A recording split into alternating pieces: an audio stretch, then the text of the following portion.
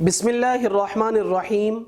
الحمدللہ وکفا وسلام علی عبادہ الذین اصطفیٰ اما بعد۔ محترم سامعین و ناظرین، اللہ تبارک و تعالی نے اپنی قدرت، اپنی مشیت اور اپنی حکمت سے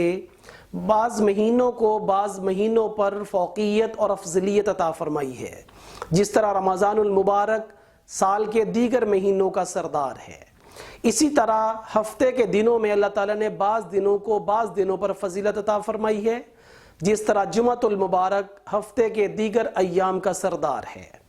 اسی طرح اللہ تبارک و تعالیٰ نے راتوں میں سے لیلۃ القدر کو ایک خاص فضیلت اور عظمت عطا فرمائی ہے جو سال کی دیگر راتوں کو حاصل نہیں ہے۔ لیلۃ القدر کی فضیلت اور عظمت یہاں سے میں اور آپ بخوبی سمجھ سکتے ہیں کہ رمضان المبارک کی اس بابرکت رات میں قرآن کریم کا نزول ہوا ہے، اور قدر نام کی سورت اللہ تبارک و تعالی نے قرآن کریم میں نازل فرمائی ہے۔ رمضان المبارک کی طاق راتوں میں لیلۃ القدر کے بارے میں چند باتیں آج کی اس ویڈیو میں آپ حضرات کے ساتھ شیئر کرنی ہے۔ پہلی بات یہ ہے کہ لیلۃ القدر کتنی قیمتی ہے۔ دوسری بات یہ ہے کہ لیلۃ القدر کو پانے کا طریقہ کیا ہے، اور تیسری بات یہ ہے کہ لیلۃ القدر اگر معلوم ہو جائے تو اس میں اللہ تبارک و تعالیٰ سے کیا دعا مانگنی چاہیے۔ پہلی بات کہ لیلۃ القدر کتنی قیمتی ہے، تو سرکار دو عالم صلی اللہ علیہ وسلم نے صحیح بخاری کی یہ روایت ہے، آپ علیہ السلام نے فرمایا تحروا لیلۃ القدر فی الوتر من العشر الاواخر من رمضان،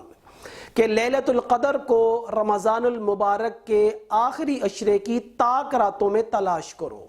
تلاش کرنے کا حکم اسی چیز کا دیا جاتا ہے جو چیز قیمتی ہو، معمولی چیز کو تلاش کرنے کا حکم نہیں دیا جاتا۔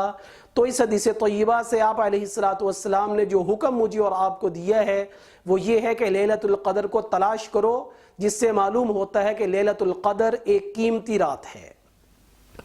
لیلۃ القدر کتنی قیمتی رات ہے، تو اس کو میں اور آپ ایک حساب سے سمجھتے ہیں۔ اگر ہم 1000 مہینوں کے سال بنائیں تو یہ تقریباً 83 سال بنتے ہیں، اور اگر ہم ایک رات کو 9 گھنٹے اور 20 منٹ کی فرض کریں تو ایک گھنٹے کی عبادت 9 سال کی عبادت سے افضل ہے، اور اگر ہم 1 منٹ عبادت کریں تو 55 دن کی عبادت سے افضل ہے، اور لیلۃ القدر میں اگر ہم 1 سیکنڈ عبادت کریں تو یہ 22 گھنٹے کی عبادت سے افضل ہے۔ اس قدر قیمتی رات کہ جو اللہ تبارک و تعالیٰ نے گھنٹوں میں سالوں کی عبادت کا، اور منٹوں میں دنوں کی عبادت کا، اور سیکنڈوں میں گھنٹوں کی عبادت کا اجر جو اللہ نے رکھا ہے، تو اس سے بخوبی یہ بات معلوم ہو گئی کہ لیلۃ القدر کتنی قیمتی رات ہے۔ دوسری بات کہ لیلۃ القدر کو پانے کا طریقہ کیا ہے،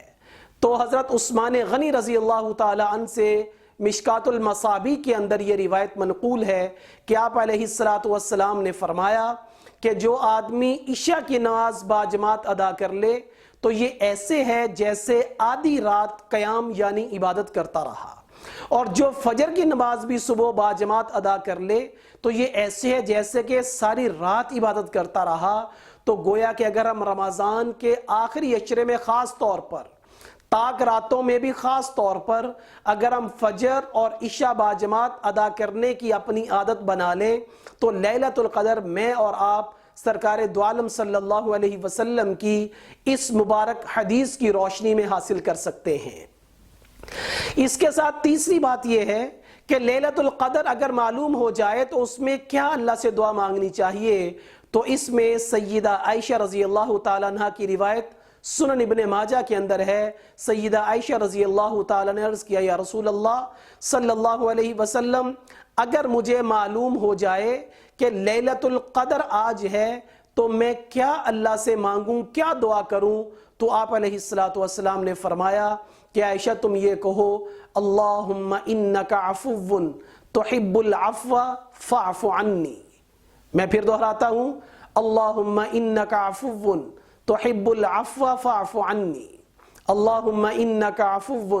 تحب العفو فاعف عنی، کہ اے اللہ تو درگزر کرنے کو، تو معاف کرنے کو بہت پسند کرتا ہے، اور تو بہت زیادہ معاف کرنے والا ہے، اے اللہ تم میری بھی بخشش اور مغفرت فرما۔ اس قیمتی رات میں ہم تراویح کا اہتمام کریں۔ اس قیمتی رات کے ایک ایک گھنٹے، ایک ایک منٹ، ایک ایک سیکنڈ میں ہم تلاوت قرآن کا، ہم تہجد کا، ہم کثرت سے استغفار کا اور صدقہ اور خیرات کا اہتمام کریں، تو اگر وہی طاق رات جو 21، 23، 25، 27 یا 29 کی راتیں اللہ تعالیٰ مجھے اور آپ کو مقدر فرمائیں گے، اگر ان راتوں میں ہم نے اس اہتمام سے عبادت کر لی اور وہ رات لیلۃ القدر ہوئی، تو یوں سمجھ لیں کہ ایک سیکنڈ کی عبادت 22 گھنٹوں سے افضل ہو جائے گی، اور ایک منٹ کی عبادت 55 دن سے افضل ہو جائے گی، اور ایک گھنٹے کی عبادت 9 سال سے افضل ہو جائے گی، اور ایک رات کی عبادت 83 سال کی عبادت سے افضل ہو جائے گی۔ اللہ تبارک و تعالی مجھے اور آپ کو طاق راتوں میں عبادت کرنے کی اور اس رات کی فضیلت کو حاصل کرنے کی توفیق عطا فرمائے۔ وآخر دعوانا ان الحمد للہ رب العالمین۔